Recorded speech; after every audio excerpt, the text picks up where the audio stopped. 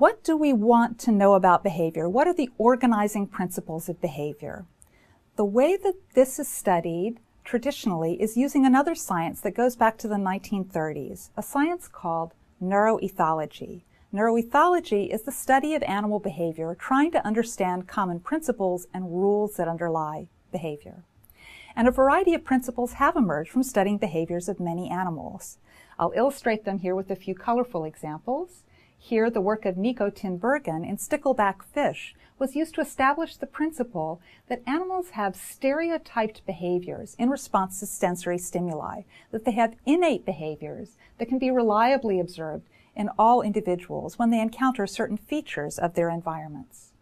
Now, their examples of innate behaviors might include courtship or aggression behaviors. They would also include things like food search behaviors. A second principle that emerged from neuroethology is the recognition that the brain does not exist just to respond to the outside world. The brain has its own internal drives that organize behaviors.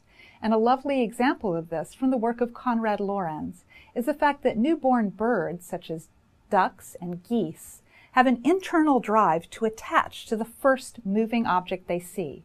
Now, normally this would be their mother, whom they would follow around throughout their young lives. The mother would then bring them to the right foraging grounds and protect them from danger. Now, in this particular case, these geese saw Konrad Lorenz as the first thing when they hatched. They are now following him around his garden.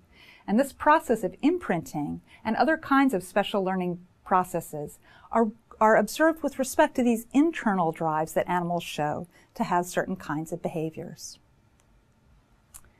A third principle that emerged from neuroethology is the importance of social behavior and the fact that social behavior is widespread among animals.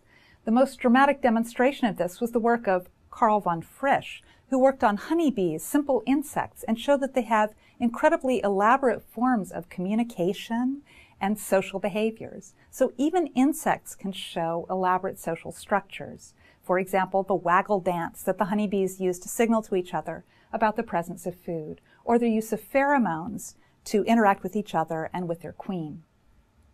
So I'm going to try to illustrate these classical questions from neuroethology in the context of modern-day genetics and modern-day nervous system methods to think of a framework for behavior that incorporates genes, neurons, and brains. This framework here is cartooned on the left, a cartoon that will appear multiple times. We think of environmental cues as leading to perception, decision, and action. And this left side here relates to the basic process of how animals generate innate responses to an environmental cue. But we also have to think that behaviors can be internally generated by internal states and motivation, and that things like memory, of course, will modify all of these outcomes. And I will illustrate how genes affect this right-hand side of the equation as well.